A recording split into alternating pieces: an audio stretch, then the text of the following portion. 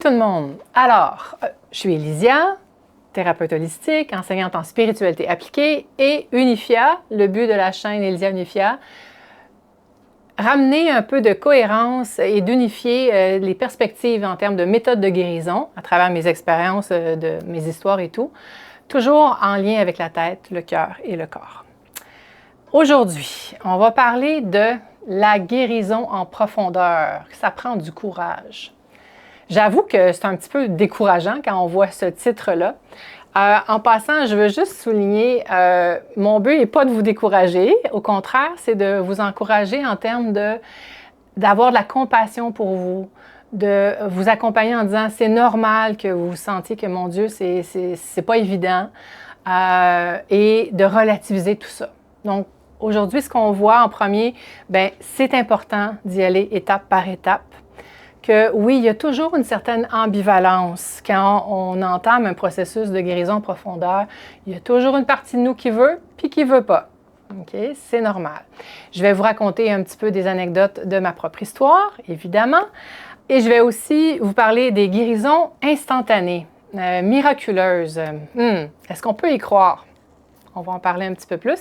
Et pour terminer, un exercice de PNL qui ressemble à la PNL, programmation neurolinguistique, pour vous accompagner dans la guérison, qu'est-ce que ça représente pour moi, mon but ultime, mon ressenti par rapport à cette idée-là d'atteindre le but de ma guérison, cette guérison en profondeur que je veux atteindre. Ça, un élément très important à retenir.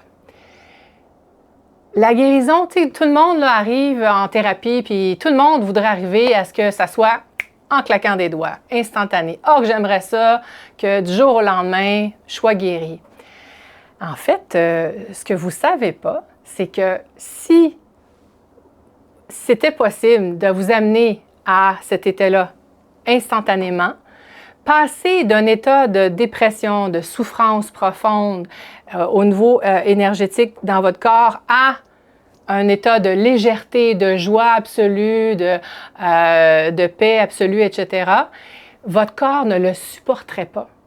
Vous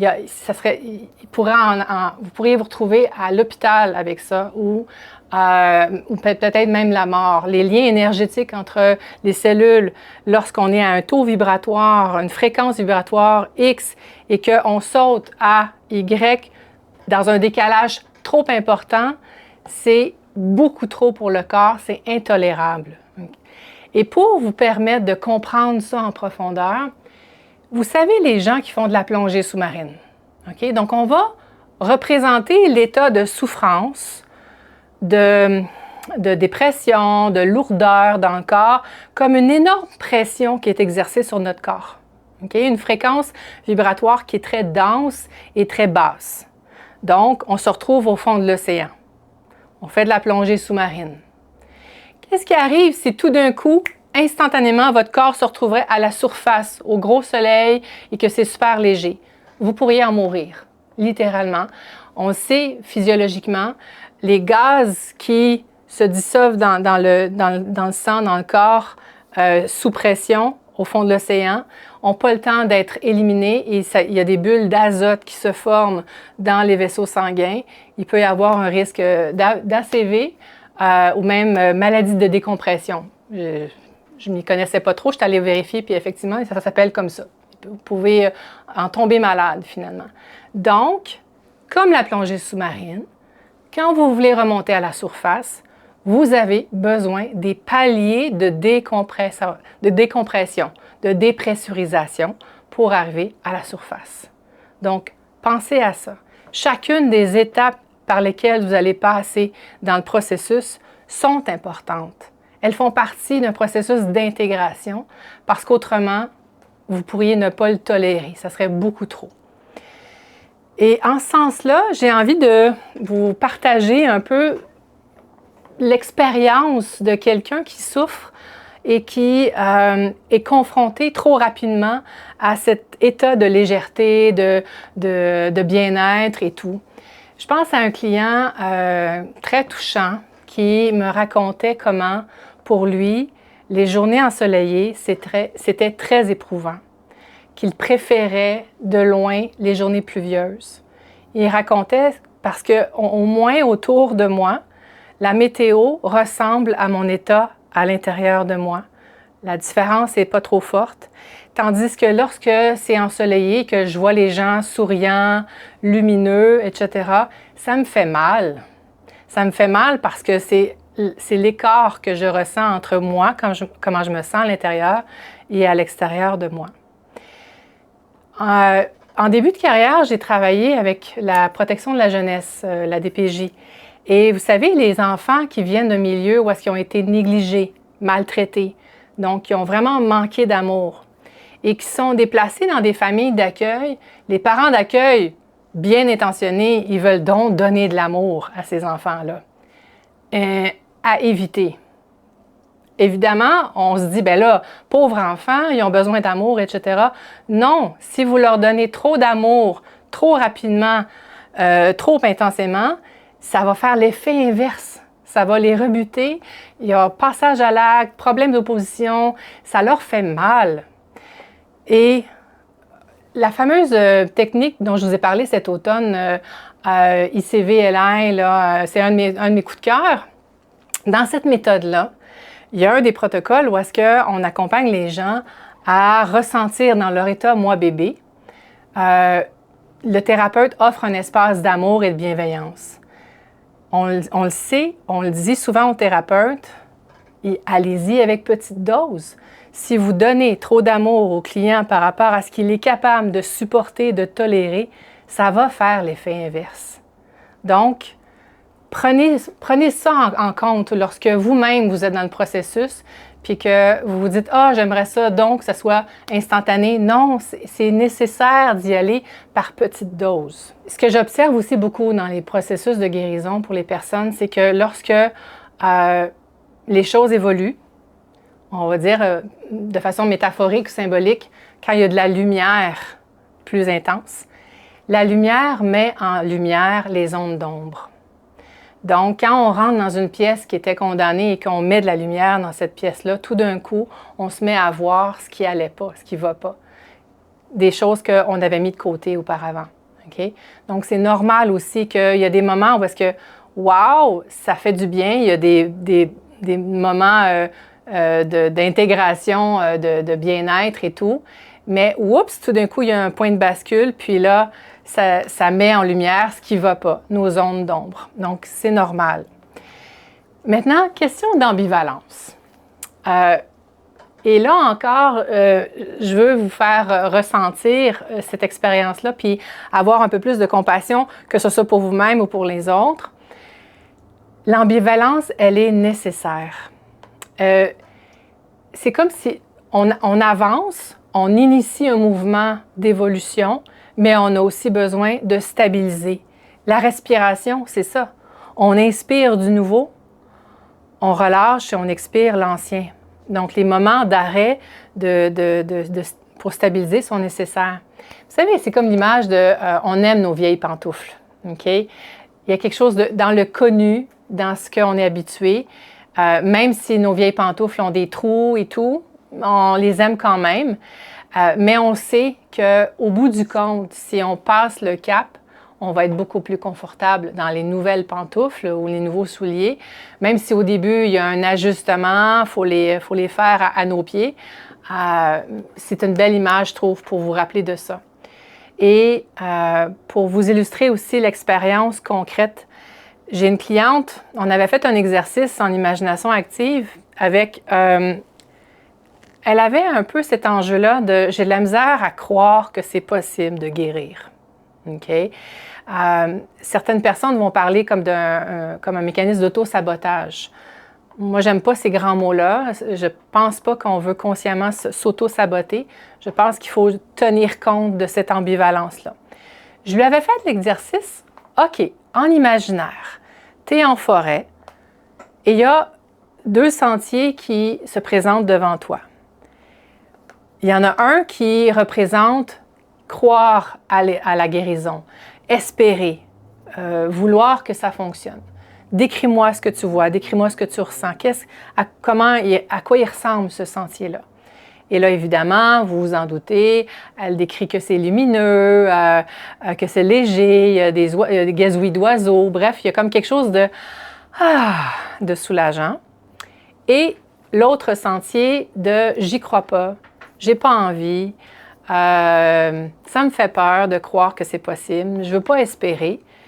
Et là, c'était sombre, avec des ronces, des branches d'arbres qui font obstacle. Le sentier est encombré. Et de façon intéressante, elle raconte, mais je comprends pas, quand je lui demande ensuite de descendre dans son ressenti corporel, qu'est-ce que ça lui fait? Comment elle se sent lorsqu'elle voit le sentier obscur comparativement au sentier lumineux? Et elle ressent le stress et l'angoisse face au sentier lumineux et le réconfort presque. Je me rappelle, elle avait utilisé ce terme-là. C'est presque réconfortant de rester dans le sentier obscur. OK? Donc, c'est normal et il y a un processus d'apprivoisement, si je peux dire, par rapport à ça. Maintenant, comme je vous disais au début, je vais vous raconter aussi un peu des anecdotes par rapport à ma propre histoire. Je vous l'ai dit dans mes toutes premières vidéos, unifiée. Non, je ne suis pas unifiée, je n'ai pas atteint la zénéitude, si je peux dire, totale. Mais j'ai vécu des paliers de dépressurisation. J'en ai vécu des moments où est-ce que, oh mon Dieu, ça fait du bien, puis oh my God, je suis découragée. OK?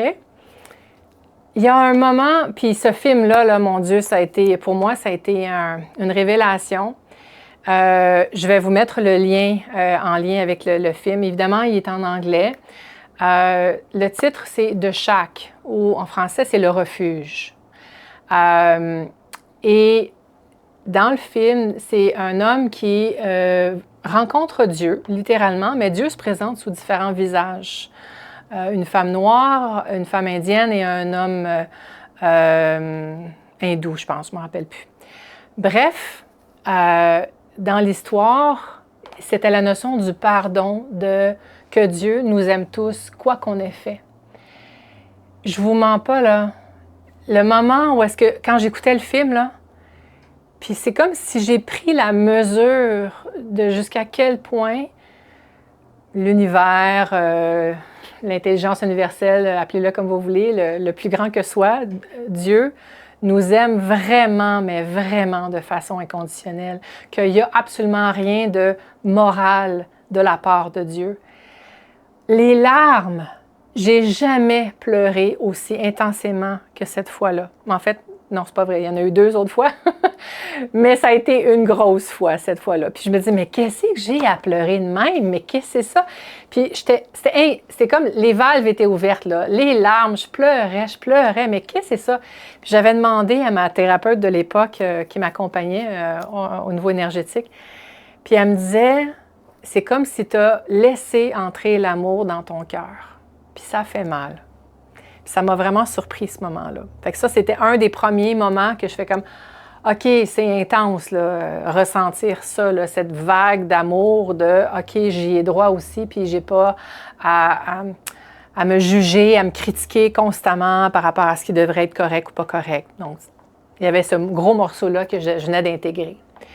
Puis il y a un autre moment, c'était suite, puis je vais sûrement vous faire une capsule là-dessus sur les cérémonies chamaniques avec psilocybine, plus tard. C'était suite à une cérémonie que j'avais vécue et le thème, c'était justement l'amour de moi-même, puis la liberté, si je peux dire, me permettre d'être libre. Donc, c'était comme d'incarner ça, c'est ce que j'avais compris avec le film de Shack.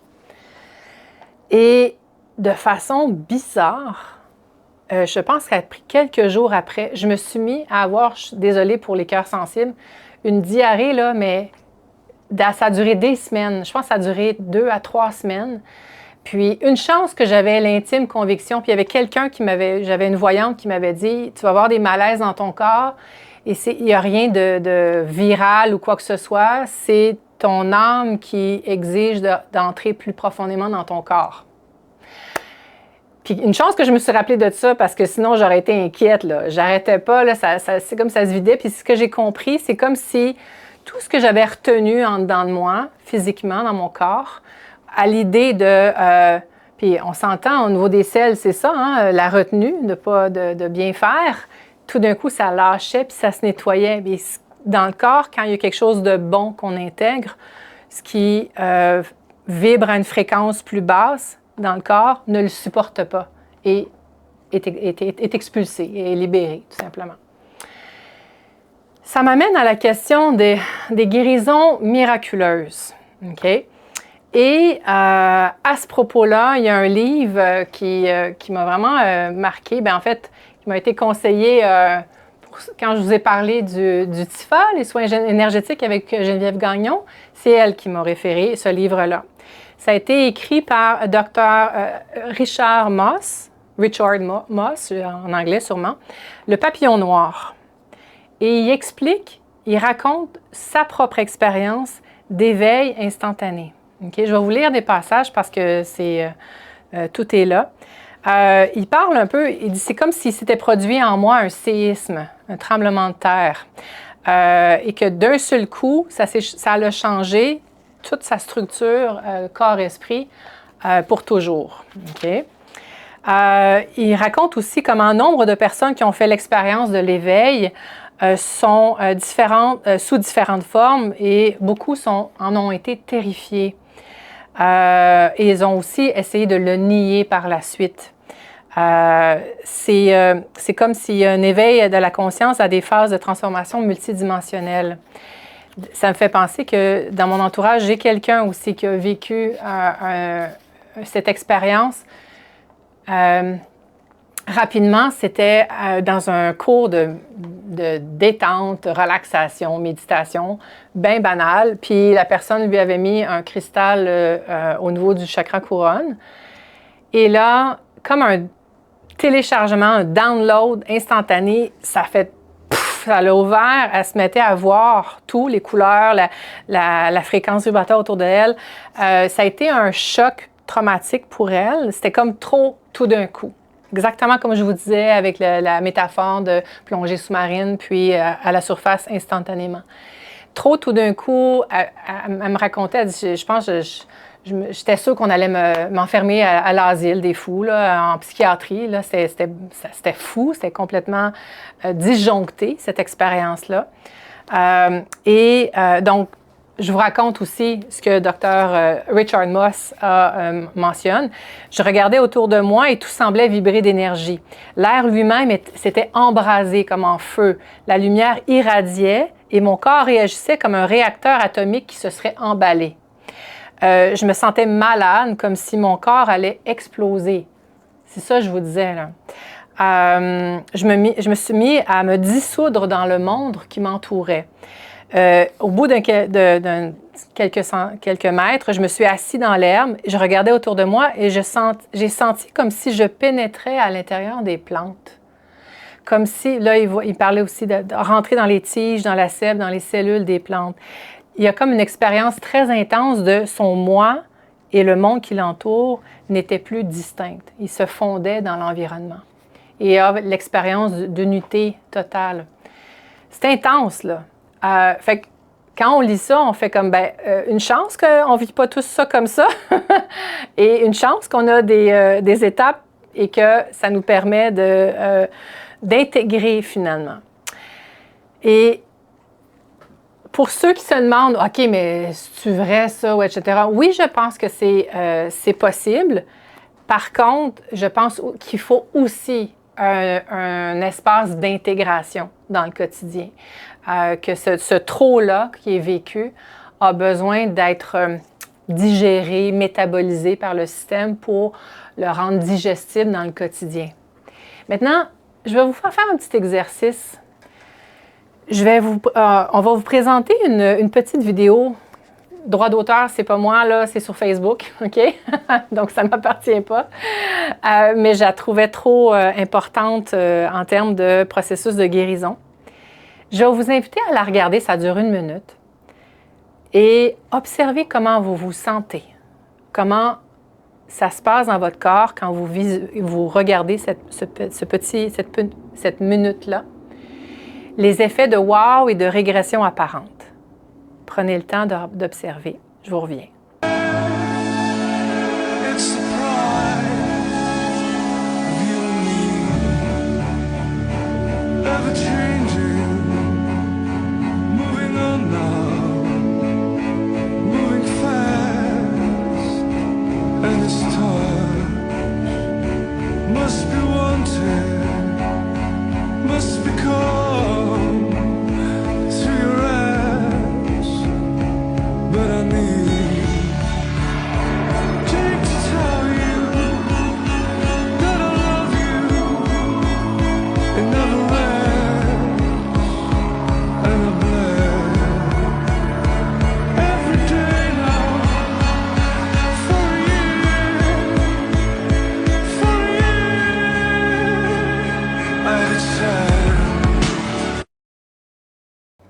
Avez-vous remarqué comment dans la vidéo, donc au début, on est sûr que ces allers-retours entre la trampoline puis les marches, il va finir par y arriver puis ça va être fini. Et là, tout d'un coup, on le voit qui tombe du plus haut jusqu'à la trampoline et qui ne recommence pas avec les marches. Il y a l'effet de régression apparente sur le coup de « Oh non, je retombe, oh non, je retombe ». Mais à chaque fois qu'il retombe sur la trampoline, c'est sa force intérieure qui est en train d'entraîner, de solidifier à l'intérieur de lui. Puis, avez-vous remarqué, à la fin, on a vraiment l'impression qu'il n'y arrivera pas finalement et que oui, il finit par y arriver parce qu'il n'y a plus besoin des marches. Il va directement de la trampoline en haut des escaliers. Et là, je trouvais que le parallèle est intéressant. Dans un processus de guérison en profondeur, c'est normal qu'on a besoin au début d'une structure, d'un thérapeute, de comment faire. Donc ça, c'est les marches.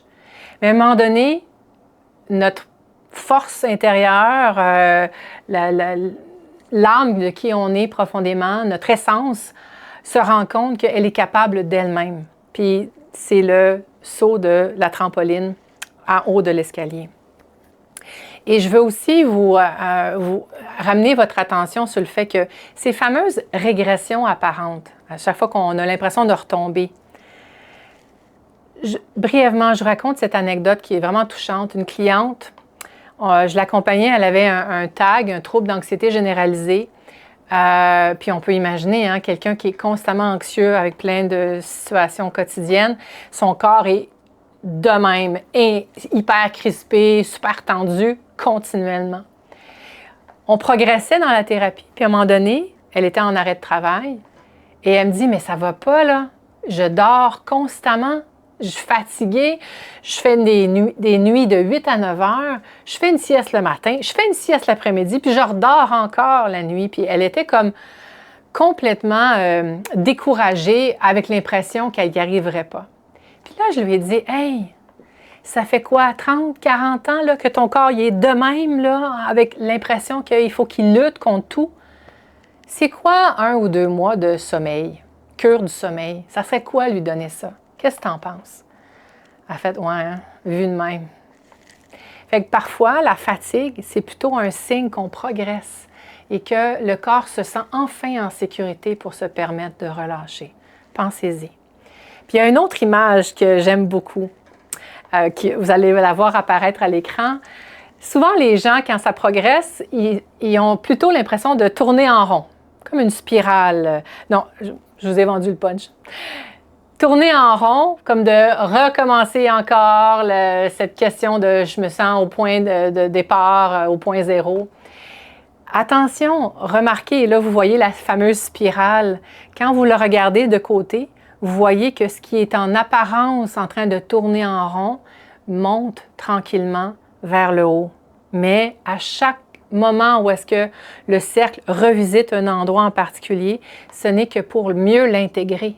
Ce n'est que pour revisiter cet espace-là sous un autre angle, tout simplement. Mais c'est quand même, les deux font partie, les deux, la zone où est-ce que je suis fatiguée, je suis découragée ou déprimée, La fatigue est aussi importante que le vivant et quand je suis pleine d'énergie pour avancer. Notre société a malheureusement une tendance hyperactive à ne valoriser que l'action et on oublie aussi que l'état d'arrêt, de rien faire ou d'être fatigué, c'est aussi important. Donc, petit résumé sur ce qu'on a vu. La guérison en profondeur, oui, ça prend du courage parce que ça nous pousse à reconnaître que chaque palier de dépressurisation, chaque étape est importante pour l'intégration de l'ensemble. Que l'ambivalence, elle est nécessaire, que cet espace comme la respiration dans le j'avance, ouf, puis je relâche, j'inspire du nouveau, je relâche l'ancien, puis je m'arrête. Il y a une partie de moi qui veut, il y a une partie de moi qui ne veut pas. C'est OK. Les deux ont leur rôle à jouer. Et dans cette question de guérison miraculeuse, oui, effectivement, c'est possible. Par contre, c'est toute cette question d'intégration dans le quotidien. Comment, de quelle façon ça va se rendre digestible pour moi dans la façon dont je vais vivre ma vie par la suite. Maintenant, petit exercice qui ressemble à PNL, à programmation neurolinguistique. J'ai vécu ça, j'ai reçu cet exercice-là par une amie qui est aussi thérapeute holistique et j'avais vraiment trouvé ça intéressant.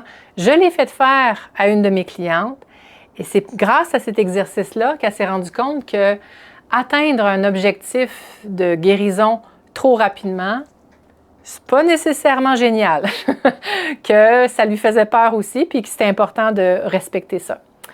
Donc, dans l'exercice, je vais le faire avec vous parce que normalement, j'aurais quelqu'un qui me répondrait ce que ça lui fait vivre. Donc, moi, je vais m'utiliser comme cobaye.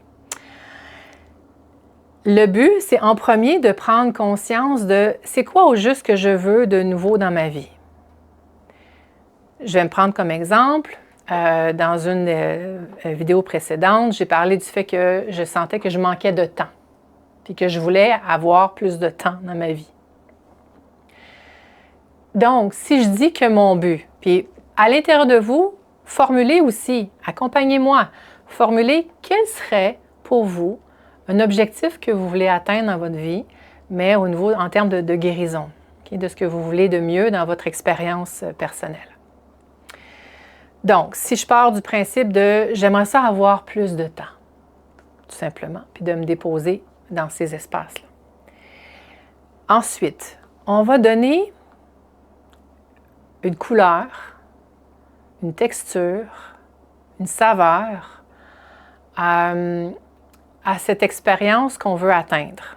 On commence par aller chercher un ressenti positif par rapport à ça. Donc, pour moi, quand je disais « Ah, avoir du temps », ça ressemble à quoi? Je ne me rappelle plus mes réponses à l'époque, mais ce qui me vient maintenant, je vais le faire avec vous maintenant, c'est la couleur rose qui me vient en tête. Avoir du temps. C'est calme, c'est rose. C'est le calme aussi, un ressenti de se déposer, tout simplement. Texture, c'est de rose qui me vient. Je parlais de la couleur rose, mais aussi les pétales de rose. Le doux, la sensation soyeuse de pétales de rose. Avoir du temps, c'est ça. C'est la texture des pétales de rose, la couleur rose. C'est le corps qui se détend. Est-ce qu'il y aurait une forme aussi que je pourrais donner à cette expérience d'avoir du temps devant moi? J'ai un rond, un beau rond, une belle sphère. Il n'y a comme ni fin ni début dans le rond. Il y a quelque chose de... C'est tout en rondeur. Ça coule. C'est simple. Donc, je vois un rond. L'odeur aussi, évidemment. Mais là, je suis dans le thème de la rose, finalement. J'ai l'odeur de la rose aussi en tête. Tiens, j'ai aussi l'odeur de... non, pas juste une odeur de rose, mais une odeur de fleurs Je vois une variété de fleurs, donc des odeurs différentes. Le jasmin, le lilas. Ouais, c'est plus ça que j'ai comme odeur. Donc, jasmin, lilas et texture de pétales de rose, tout ça. Maintenant, une fois que j'ai identifié couleur, forme, texture, odeur, sensation dans le corps, en lien avec mon objectif, on va faire l'expérience du gradateur. En québécois, là, un bon dimmer. Là. Vous savez, là, dans une pièce, quand vous pouvez changer le degré de la lumière. OK? Et là, je vais partir observer dans votre corps, quand vous pensez à la texture, à la couleur, à la saveur et tout. Ah oui, saveur aussi, j'ai oublié de vous dire ça. Le goût qui me vient, c'est un jus de melon d'eau. OK, pour avoir du temps. Voyez-vous comment on va chercher quelque chose de beaucoup plus large. Donc, une fois qu'on a ramassé toutes ces expériences corporelles-là ensemble, l'histoire du gradateur, on va aller identifier, si je vérifie dans mon corps présentement, dans le moment présent, où est-ce que je me situe de 1 à 10 par rapport à cette expérience d'avoir du temps avec toutes ces sensations. Imaginons, là, ce qui me vient, parce que ça a changé dans ma vie. À l'époque, je vous aurais dit un autre chiffre, mais là, je le sens différemment. Mais mettons, je vous dis environ 4. OK? Je le sens, en termes de degrés, là, un 4 sur 10. Prenez un moment. Je vais vous inviter à respirer dans l'expérience de la texture, de l'odeur, de la saveur et du ressenti dans votre corps de votre objectif. Vous ressentez l'endroit où est-ce que vous vous trouvez. On va imaginer que c'est à 4 sur 10. Et là, on va venir augmenter. Vous augmentez doucement le gradateur, vous augmentez, vous êtes rendu à 5, puis à 6. C'est plus intense, la sensation, l'odeur, la saveur. On est à 7, à 8. On va rester à 8 pour l'instant, juste 8 sur 10. Prenez un moment pour respirer avec ça. Observez comment ça se passe dans votre corps. Ça se peut, c'est pas toujours confortable. Ça se peut que ça soit inconfortable. OK. Si c'est inconfortable, on va redescendre. Si c'est confortable, vous pouvez rester là un peu plus. À 8, 9, vous pouvez monter jusqu'à 9, 10. Mettons 9,5 sur 10. Mais ensuite, maintenant, on va redescendre. On redescend à 8, 7, 6. On va rester à 6. Observez comment ça se passe dans votre corps. Cette texture, cette saveur, cette odeur, cette forme dans l'expérience corporelle. Maintenant, on va aller descendre un peu plus bas encore. À 5, à 4, à 3, à 2, à 1 sur 10. Puis, restez là un petit peu. Faites juste observer qu'est-ce qui se passe dans votre corps. Quand vous êtes dans cet espace, c'est très peu. Observez la différence que vous ressentez dans votre corps par rapport à tantôt. Puis, à nouveau, on va augmenter le gradateur, le dimmer. On va augmenter à 2, à 3, à 4 et on va aller au milieu, 5, à 5 sur 10. Observez ce que vous avez remarqué. Jusqu'à quel point la réalisation, l'expérience sensorielle, si elle était très élevée, est-ce que c'est vraiment très confortable ou peut-être pas? Ça se peut. Est-ce que ça faisait du bien un peu de descendre le degré? Puis voyez-vous, alors que je vous le racontais, moi j'ai ressenti aussi en même temps dans mon corps. Puis c'est drôle, j'avais pas nécessairement envie d'aller jusqu'à 8, 9 sur 10. C'est comme si 6 c'était mon degré idéal parce que oui, avoir du temps, c'est confortable, c'est doux, mais c'est pas juste ça. Des fois, c'est le fun aussi d'être dans l'action, puis de bouger, puis il y a quelque chose qui attend, puis vite on se dépêche. Le vite on se dépêche peut aussi être agréable. Je vous parle dans mon cas, là. Pour vous, c'est peut-être autre chose. OK? Donc, profitez-en pour descendre dans cet espace-là, puis pour terminer, je ne sais pas encore si je vais vous faire une petite vidéo bonus sur celle-ci. C'est à suivre. Mais évidemment, si vous avez aimé, allez-y. Likez-moi, ça va m'encourager à continuer. Faites-moi part de vos commentaires. Puis, comme je vous disais, laissez-moi aussi vos questions. On va peut-être justement créer des vidéos en lien avec le contenu que vous allez nous apporter. Et sur ça, ben, bonne fin de journée et à la prochaine!